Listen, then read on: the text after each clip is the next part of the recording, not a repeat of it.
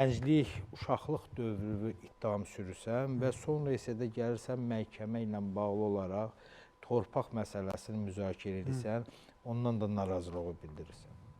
Sən uşaqlıqda ittiham irəli sürürsən ki, mənə işgəncə veriblər, belə olub, həll olub. Yaxşı, sənin bir qohumun, heç qohumun da olmasın, bir kənddə, rayonda səni tanıyan insan bir əlindən tutub, niyə hüquq mühafizə orqanının qapısını döyüb, səni bu boydan işgəncə verilməsi ilə bağlı olaraq bir müraciət olunmayıb. Nəyə görə? Bu bir. İkinci, deyirsən ki, qəbristanlıqda yatırdım. O da absurddur. Onu sübut et ki, bir adamın, yaşlı insan bir sübut etsin ki, həqiqətən bu adam, gəl düzünü danışaq.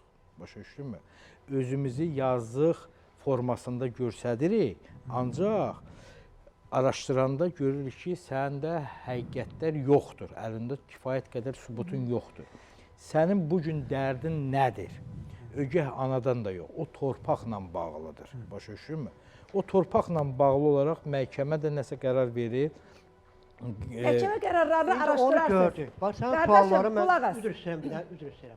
Bax, deyir, sənin sübut lazımdır. Bəli. Sübut birincisi o vaxtı qarma qarışıq etdi, stol davası. Sən siyasətə keçmirsən, qarma qarışıq nədir? Sabirabadın qapısı var. Sabirabadın qapısına gedən kimi... Nurani xanım, sənin ögey anan sağdır da, ögey anan sağdır da. Nurani xanım, xahiş edirəm, qarşı tərəfi də dinləmək lazımdır. Təbii. Qarşı tərəfi, bu nə üçün ki, bu qarşı tərəfi ittiham irəli sürür.